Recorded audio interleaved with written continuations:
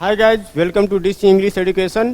Friends, आज की इस वीडियो में हम सभी lost spring stories of Australian childhood जो एनिस जंग के द्वारा लिखा गया है उसकी समरी डिटेल में हिंदी में जानने का प्रयास करेंगे।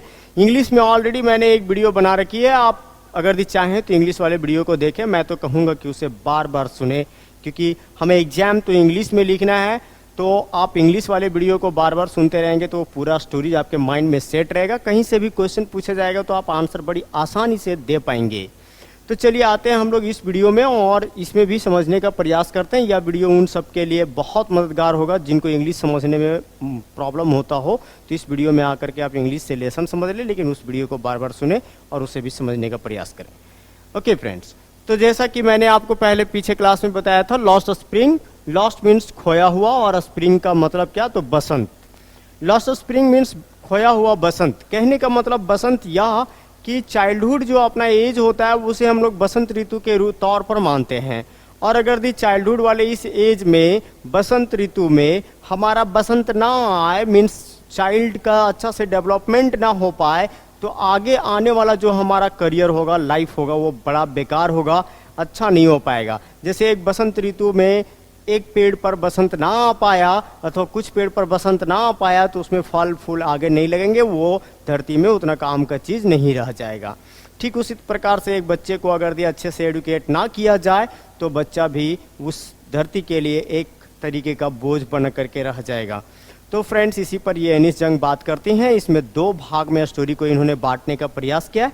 पहला जो पार्ट है, समटाइम आई फाइंड अ रूपी इन द गार्बेज। फर्स्ट पार्ट में बोलने का प्रयास किया गया है कि कभी कभी मैं 1 रुपये पा लेता हूँ। गार्बेज का हिंदी मीनिंग क्या होता है, कचड़े का ढेर। तो उस कचड़े के ढेर में मैं कभी कभी 1 रुपया पा लेता हूँ। ओके, इसमें इस स्टोरीज में इस पार्ट में लेखिका जो है वो मुख्य रूप से साहिब को लाती हैं। साहिब आलम जो है वह एक रैक पिकर्स है। रैक पिकर्स फ्रेंड्स, कचड़ा बिनने वाला। तो ये कचड़ा बिनने वाला एक स्टोरी पर बेस्ड है जो सीमापुरी में बिलोंग करता है। इधर प्लेस मैंने लिख रखा है, सीमापुरी में बिलोंग करता है।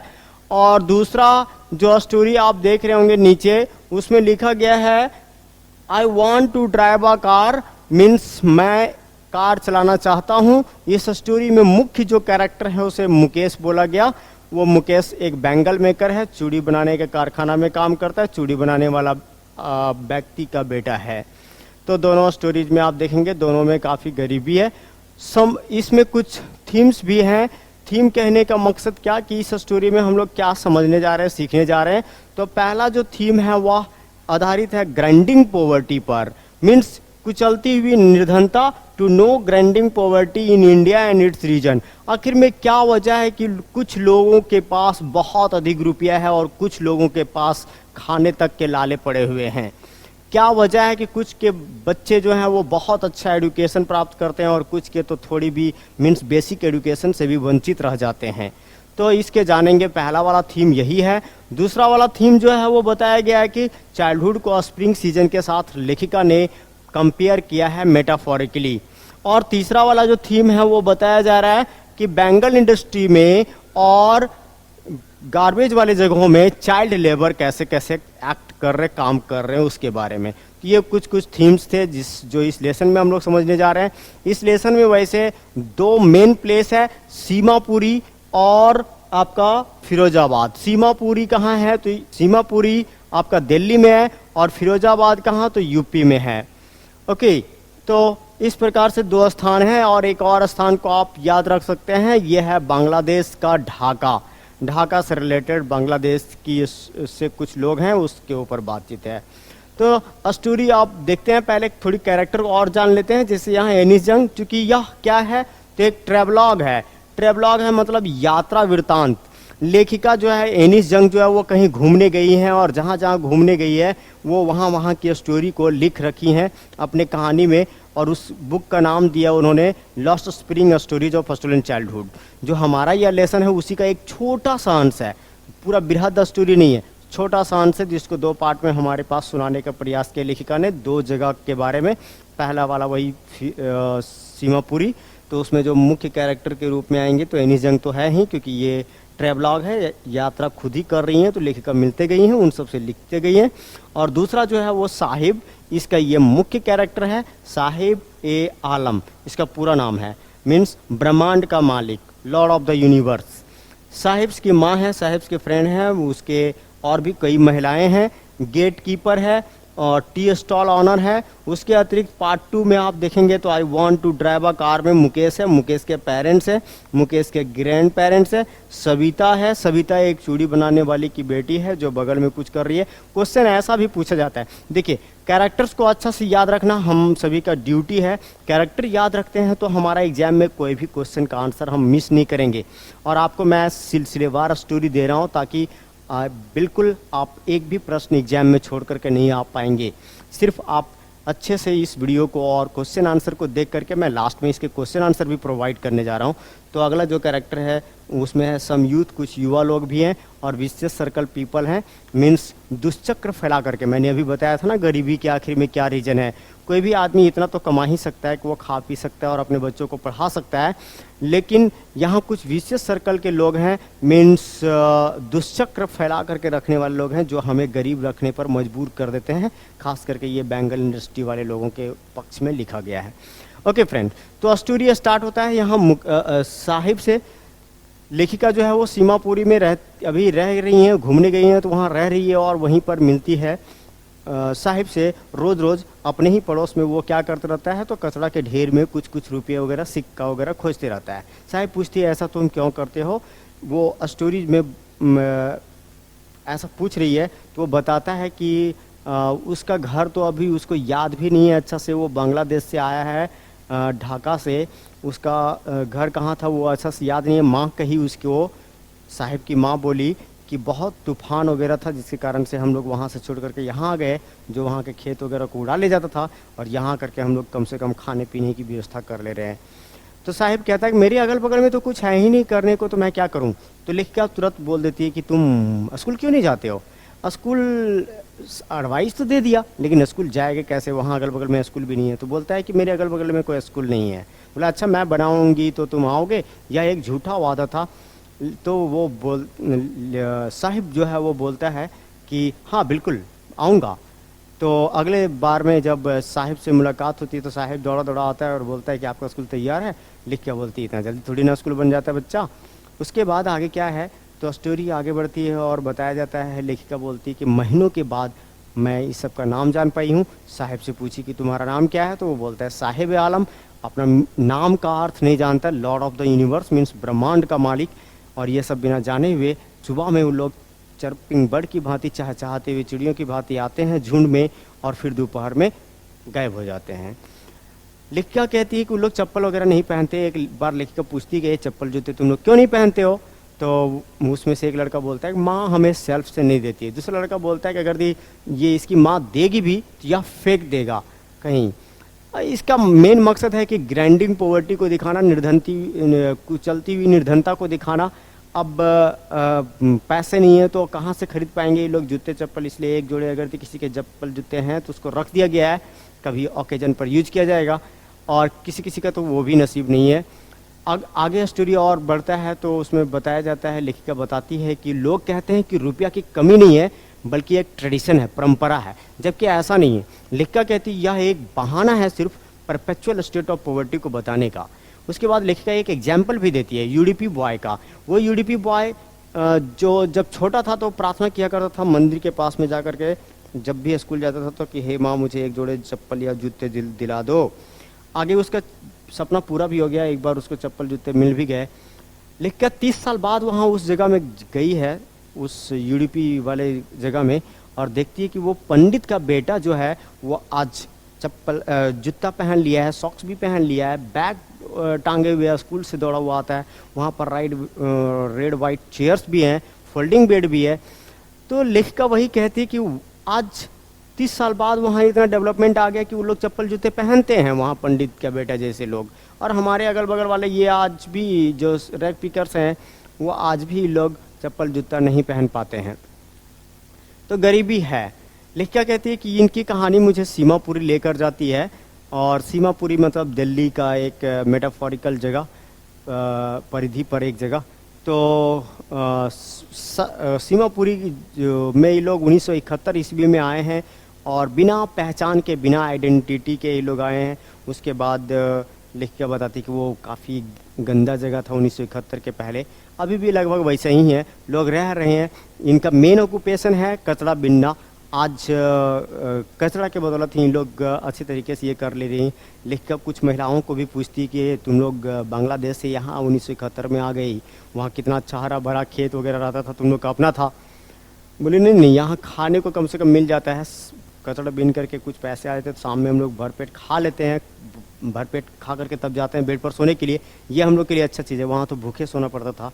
तो दिखाया है मतलब पेट की लालसा में यहाँ आए हैं, बिना कोई पहचान का, कुछ नहीं इनके पास, सिर्फ राशन कार्ड है और कुछ नहीं। लेखिका आगे स्टोरी बढ़ाती है और बोलती कि कचरा ही इनके लिए सोना है और कचरा ही इनके लिए जीवन यापन का स्रोत है, छत भी है, तारपुलिन का ही क्यों ना हो छत। फिर आगे स्टोरी बताती है लेखिका कि कचरा का मीनिंग बच्चों के लिए अलग है और पेरेंट्स के लिए अलग।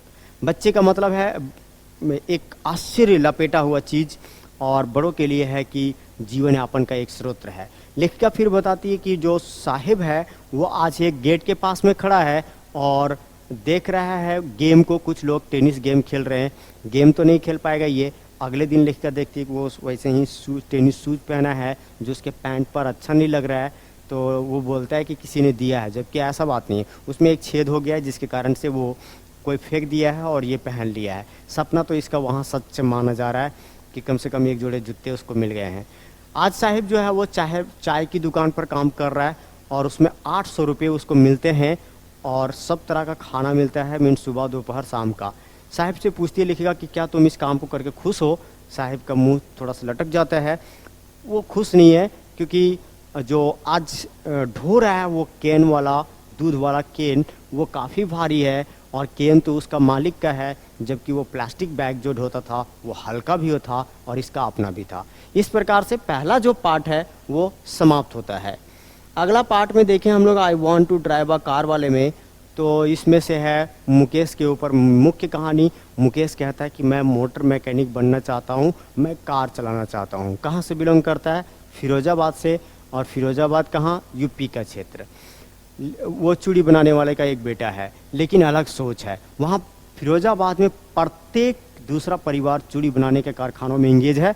लगभग 20,000 बच्चे यहाँ पर चूड़ी बनाने का कार्य कर रहे हैं और ऑलमोस्ट अगर कानून लागू कर दिया जाए तो 14 साल के नीचे वाले कई बच्चे हैं, चाइल्ड लेबर जैसे कि मैंने बताया, कई बच्चे हैं जिनको वहाँ से वापस निकाला जा सकता है। वो एकदम अंधेरे वाले रूम में काम करते हैं और आँख की रोशनी उनका चली जाती है। लेखिका मुकेश जो है वो कहता है कि मेरा एक घर बन रहा है, चलिए आपको दिखाता हूँ। लेखिका को ले जाता है मुकेश अपना घर, जहाँ पर उसकी भाभी जो है वो शाम का खाना पका रही है। और आगे स्टोरी बढ़ाया जाता है, लेखिका बोलती कि ये छोटी है, इसकी भाभी जो है मुकेश की भाभी वो छोटी उम्र की है, लेकिन इसको लोग बहू बोलने लग गए हैं। और जिसका फादर जो है मुकेश का वह काफ़ी गरीब रहा, इनफैक्ट अपने 2 बच्चों को पढ़ा लिखा भी नहीं पाया और अच्छे तरीके से जीवन यापन भी नहीं कर पा रहे। मुकेश की दादी तो बोली कि यह तो हम लोग का कर्म है, डेस्टिनी है, मीन्स ऐसे ही हम लोग का भाग्य है कि अच्छे तरीके से अपनी लाइफ भी नहीं जी सकते। और इनफैक्ट अपने हस्बैंड को अंधा होते हुए देखिए, प्रत्येक जगह में वहाँ चूड़ी मिलेगा। बच्चे उन्हीं के साथ में काम करते हुए बड़े होते हैं पार्टनर के रूप में। वो थोड़ी सी लाइट में चूड़ी को टिकरिंग करते हुए दिखते हैं। सविता नाम करके एक बच्ची है जो चूड़ी वो फटाफट बना रही है, हाथ तेजी से काम कर रहा है उसका चिमटा की भांति। लेखिका को आश्चर्य होता है कि काश इसको चूड़ी का पवित्रता का एहसास होता। विवाह में तो ये, मैरिज में तो काफ़ी ऑस्पिशियस माना जाता है। और फिर लेखिका जो है आगे बताती है कि एक दिन सविता के हाथों में चूड़ी तो रहेगा जब विवाह हो जाएगा तो, लेकिन आंखों में रोशनी नहीं रहेगा। मतलब आंख अंधेरा में काम करके और वो चमक में काम करके आंख अंधा हो जाता है। ये लोग बड़ी जल्द अडल्ट होते हैं। लेखिका आगे फिर एक बुजुर्ग महिला की कहानी को बताती है कि एक बुजुर्ग महिला बोलती है कि शेर भर कभी खाना भी नहीं खाया, मतलब पूरा भरपेट खाने का कभी इंजॉय भी नहीं कर पाई वो महिला, इतना गरीबी है। उसके अतिरिक्त फिर लेखिका आगे बताती है कि उसका बुजुर्ग आदमी जो है कहता है कि चूड़ी के अतिरिक्त हम कुछ नहीं बना देखे हैं, सिर्फ एक घर बना पाए हैं, एक छत बना पाए हैं। लेखिका अब आगे बताती है कि यहाँ के युवा को पूछती है एक बार कि तुम लोग ऑर्गेनाइज क्यों नहीं हो जाते हो, विशेष सर्कल लोगों से फाइट क्यों नहीं कर लेते हो। तो नहीं, बोलता है कि हम लोग अगर ऑर्गेनाइज हो भी गए तो हम लोग को जेल में ठूस दिया जाएगा कुछ इलीगल करने के जुर्म में। लेखिका फिर आगे कहती है कि इनको सुन करके तो बड़ा उदासी लगता है, और इसमें से लेखिका दो तरह के संसार को पाती है कि एक तरह का संसार तो ये बेचारे गरीब लोग जो चूड़ी बना करके अपना जीविकोपार्जन कर रहे हैं और इनसे कई तरीके का प्रॉफिट वसूल रहे हैं, वो दूसरे तरीके के लोग साहूकार लोग जो उधार दे करके इंटरेस्ट ज़्यादा लेते हैं, मिडिल मैन मतलब बिचौलिया लोग, ब्यूरोक्रेट्स मतलब अफसर लोग, उसके अतिरिक्त आपके और भी हैं पॉलिटिशियंस, ये भी लोग शामिल हैं इसमें। तब इस प्रकार से स्टोरी आगे बढ़ता है। लेखिका को बहुत खुशी होता है कि चलो मुकेश जो लड़का है वो मोटर मैकेनिक बनना चाहता है और अलग करना चाहता है, ये चूड़ी बनाने वाले से कम बचना चाहता है, विशेष सर्कल वाले से एक दिन बचेगा। लेखिका वैसे मजाक में पूछती है कि क्या एरोप्लेन भी उड़ाना चाहते हो। वो बच्चा नीचे देखता है क्योंकि उसका एक ही अभी हॉबी है कि कार चला पाएगा। इस प्रकार से स्टोरी अंत करती है फ्रेंड्स। तो हम लोग अब आगे बढ़ते हैं इसके क्वेश्चन आंसर की ओर। क्वेश्चन आंसर आपको मैं बुक का सारा क्वेश्चन आंसर बताऊंगा, उसके अतिरिक्त मैं एडिशनल क्वेश्चन भी बता रहा हूं जिसको आप क्या करेंगे तो अपने घर पर प्रैक्टिस कर लेंगे और ये जो क्वेश्चन आंसर बता रहा हूं इसको याद कर लेंगे जरूर से। ओके फ्रेंड, तो first question, what is Sahib looking for in the garbage dumps, where is he and where has he come from. Hindi meaning समझ लेते हैं इसका। साहिब कचड़े के ढेर में क्या ढूंढ रहा है, वह कहाँ है और कहाँ से आया है। तो Sahib is looking for gold coin, क्या ढूंढ रहा है, सोने का सिक्का, इन the garbage dumps. He is in Seemapuri and he has come from Dhaka which is in Bangladesh. Question number 2, what explanations does the author offer for the children not wearing footwear। Meaning इसका समझ लेते हैं कि लेखिका जो है जो बच्चे चप्पल जूते नहीं पहनते हैं उसके लिए क्या विस्तार देती हैं, क्या एक्सप्लेनेशन देती हैं। आंसर में है पीपल से that it is not lack of money, लोगों का कहना है कि यह रुपये का कमी नहीं है, but a tradition to stay पर barefoot, but a tradition to stay barefoot. The author wonders it is only an excuse to explain away perpetual state of poverty. Means लोगों का कहना है कि ये रुपये का कमी नहीं है जो खाली पाँव है, लेकिन लेखिका को आश्चर्य होता है कि यार यह एक सिर्फ बहाना है कि गरीबी की निर्धनता की जो लगातार अवस्था है उसको आप दिखाना नहीं चाहते हैं। ओके, थर्ड क्वेश्चन में आते हैं। Is Saheb happy working at the tea stall, explain. Answer में आते हैं no, Saheb is not happy working at the tea stall because the steel canister seems heavier than the plastic bag which he carried on his shoulder. Question पूछ रहा था कि क्या साहेब खुश है चाय की दुकान पर काम करके, विस्तार से बताना है आपको।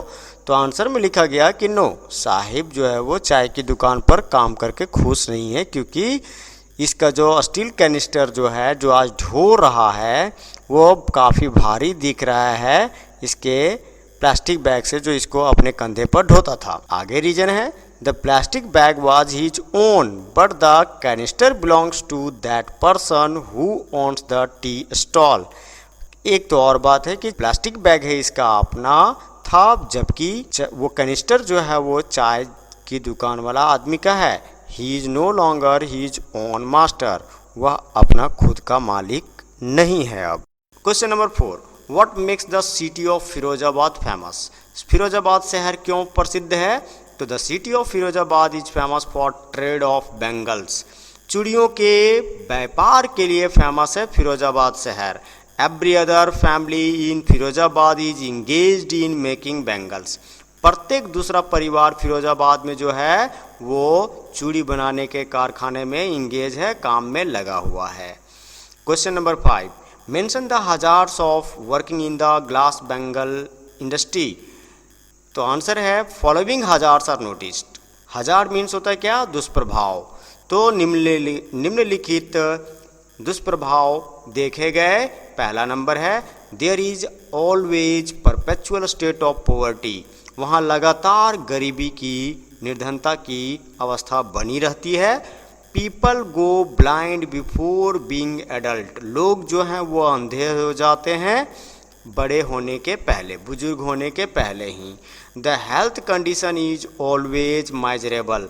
जो कंडीशन है उनका स्वास्थ्य का वो अच्छा नहीं रहता, क्योंकि काली कोठरी अंधेरी में वो जहाँ लाइट नहीं होता वहाँ काम करते हैं। क्वेश्चन नंबर 6 एंड ये लास्ट क्वेश्चन है। How is Mukesh attitude to his situation different from that of his family. Mukesh का जो एटीट्यूड है, सोच है, वो अपने पारिवारिक चीज़ों से, पारिवारिक स्थितियों से कैसे भिन्न है। तो Mukesh belongs to bangle making family. Mukesh जो है वो चूड़ी बनाने वाला परिवार से बिलोंग करता है। However he wants to become a motor mechanic. लेकिन फिर भी वो मोटर मैकेनिक बनना चाहता है, चूड़ी बनाने वाला अब नहीं बनना चाहता है। He wants to drive a car. वो कार चलाना चाहता है। So his attitude is quite different from that of his family situation. इस प्रकार से फैमिली, उसके जो सिचुएशन है उससे उसका जो एटीट्यूड है वो काफ़ी अलग है। ओके, अब एडिशनल क्वेश्चन में आते हैं friends. Okay friends, first additional question is why and when did Sahib leave Dhaka. Means कब और क्यों साहिब ढाका छोड़ा। तो 1971 में छोड़ा था। और क्यों छोड़ा था, तो उसके खेत वगैरह को बहुत सारे तूफान उड़ा लिए थे। 2 नंबर क्वेश्चन देखते हैं। What is the full name of Sahib. Sahib का पूरा नाम क्या है, तो Sahib Alam. What is the meaning of his name, तो lord of the universe. And what is irony in his name, उसके नाम में क्या आयरनी है, तो वो अपना ही नाम का मीनिंग नहीं जानता था, यही आयरनी है। नेक्स्ट 3rd नंबर क्वेश्चन देखते हैं। डिस्क्राइब सीमापुरी। सीमापुरी के बारे में बताओ, थोड़ी विस्तार से बताना है सीमापुरी है क्या, क्या किस तरह का है, तो लेसन से आप जाकर के पकड़ लेंगे। नेक्स्ट नंबर 4 है why did the Bengal makers become blind before being adult. Bengal makers जो हैं वो एडल्ट होने के पहले ही अंधे क्यों हो जाते हैं, तो वो काली कोठरी वगैरह में काम करना पड़ता है उनको, इसलिए।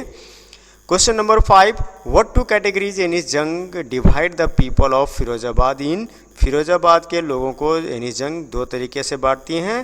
पहला का तरीका है वो विशेष सर्कल वाले लोग, और दूसरा तरीका है जो ये चूड़ी बनाने वाले लोग हैं, गरीब लोग जो हैं सो। तो इस प्रकार से ये एडिशनल क्वेश्चन है फ्रेंड्स। इसके आंसर आप सभी पूरे स्टोरी को अच्छा से पढ़ें, हिंदी और इंग्लिश दोनों वाले को बढ़िया से सुने और इसके आंसर को घर पर प्रैक्टिस कर लेंगे। Thank you very much. If you like this all videos audio session, then you must click the subscribe button and press the bell icon for the latest video. Thank you very much.